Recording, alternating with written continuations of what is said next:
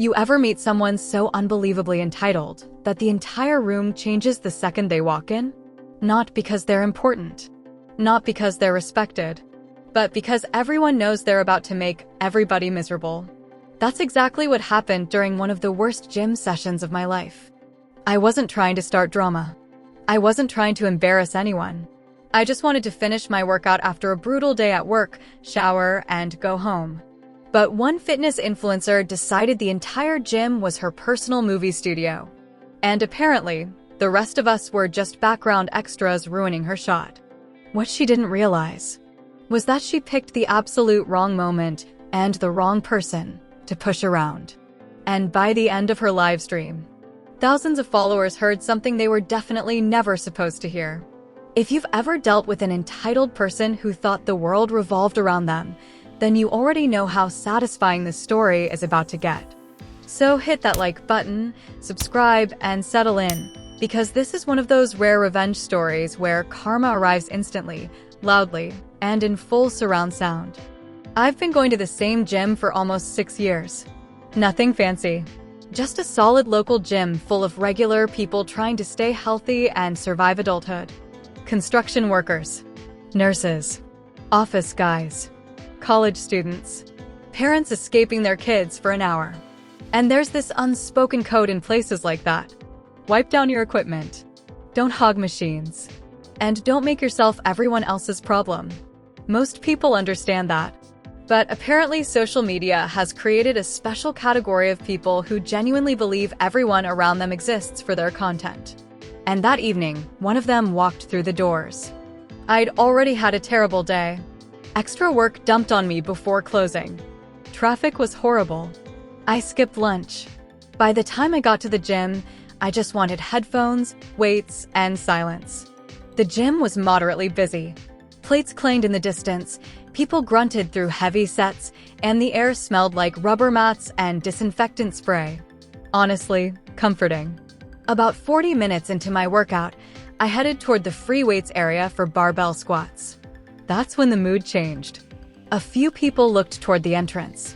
Then someone muttered, "Oh great, she's here." I turned around and immediately understood. She walked in like she was entering a red carpet event instead of a public gym. Perfect makeup. Matching designer workout set. Phone mounted on a tripod. Wireless mic clipped to her top. And the expression on her face made it worse. Not confidence. Performance. Behind her trailed this exhausted-looking guy carrying equipment bags like a production assistant who regretted every life choice. Now look, I'm not against people filming workouts. The problem starts when someone acts like everybody else has to stop existing for their content. And that's exactly what she did. Within minutes, she'd claimed an entire section near the benches. She adjusted lights, checked camera angles, and then came the requests. "Hey guys, could you maybe not walk through here for like 2 minutes? Then, can you not use that bench? It's in my background. Then, excuse me? Your water bottle is visible." One older guy actually apologized before moving to another machine, even though he'd clearly been there first. That irritated me immediately. Nobody wanted conflict, so everyone kept surrendering little bits of space until suddenly she controlled half the room. Meanwhile, I was setting up my squats. Heavy day. Final compound lift. Not something you casually relocate because somebody wants prettier lighting for Instagram. I loaded the bar slowly.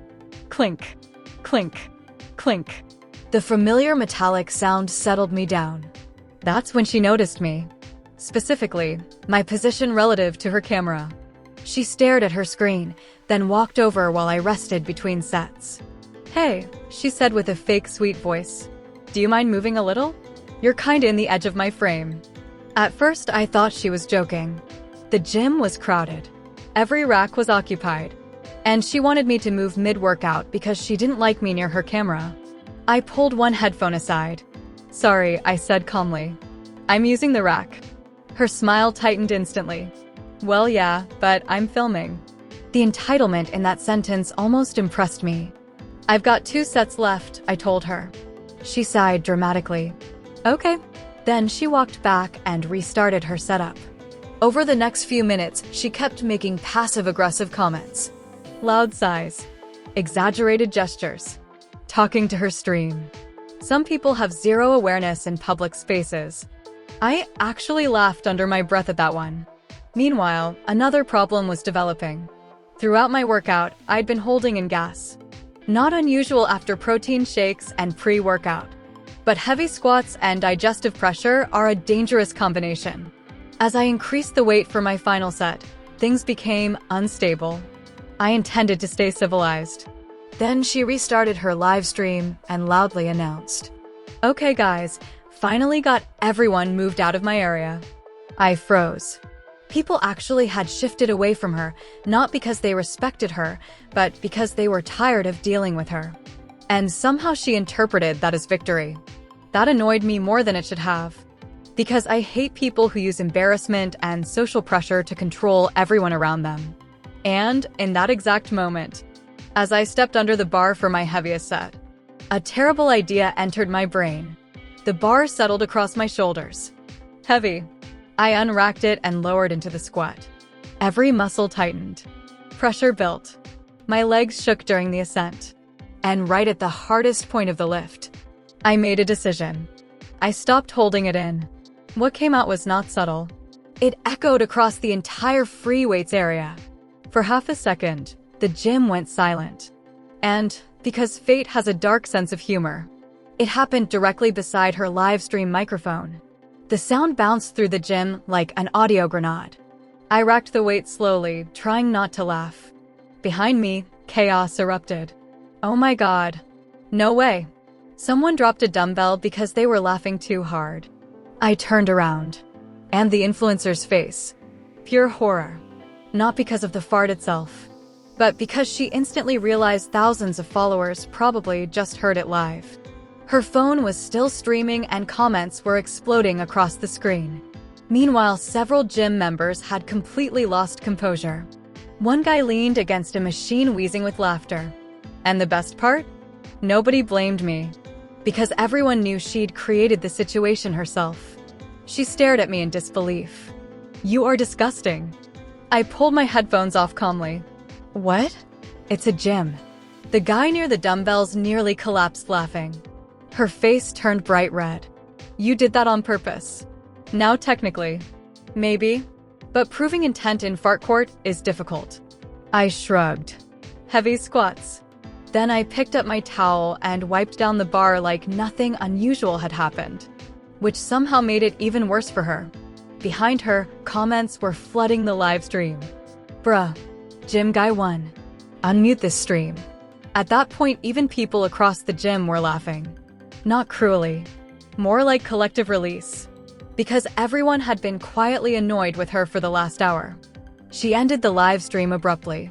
Too late. The damage was done. Then came the part that really exposed her personality.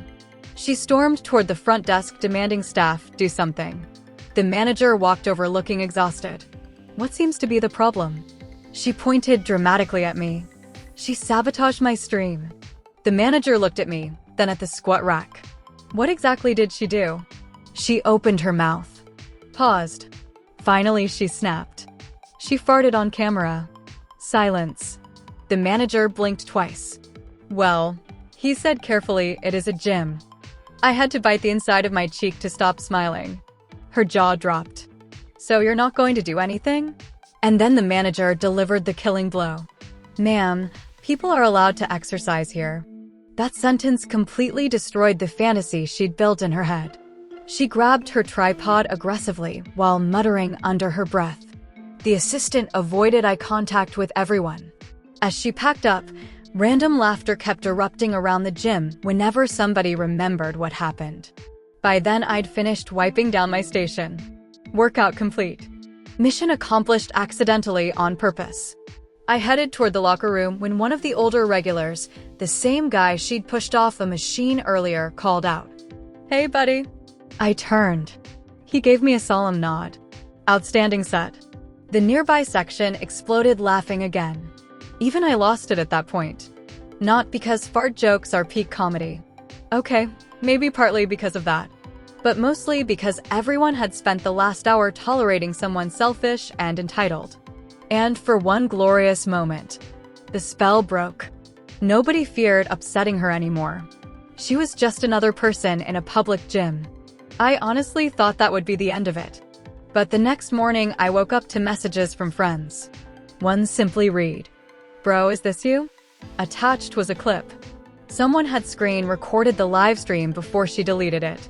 And naturally, it spread everywhere locally. The comments were brutal. Not toward me, toward her. Because the clip showed exactly how she'd been behaving beforehand. Demanding space.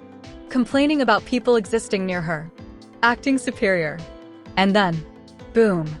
Audio Armageddon. People turned it into memes instantly. Influencer defeated by natural causes. Bro hit PR and airstrike simultaneously. Even some fitness pages reposted it jokingly. And the craziest part? The gym atmosphere changed afterward. Over the next couple weeks, she came back only once. No lights. No demands. No trying to control people. She quietly worked out and left. Because everybody had seen behind the curtain. At the end of the day, that's what this was really about. Not a fart. It was about entitlement colliding with reality. Public spaces only work when people respect each other. The moment one person decides their comfort matters more than everyone else's, tension builds. And eventually something gives. Sometimes metaphorically, sometimes acoustically. And honestly, I don't regret it. Was it immature? Absolutely.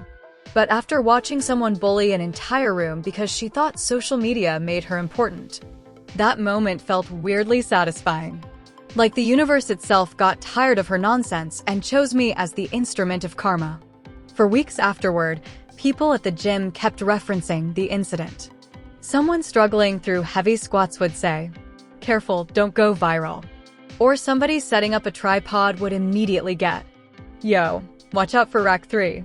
Even the staff joked about it quietly. And the funniest part? Gym etiquette improved overnight. No more demanding people move. No more influencer tantrums. No more treating public space like private property. One absurd moment of humiliation accomplished what management probably couldn't. It reminded everyone that gyms are shared spaces, not movie sets. And every single time I walked past that squat rack afterward, I smiled.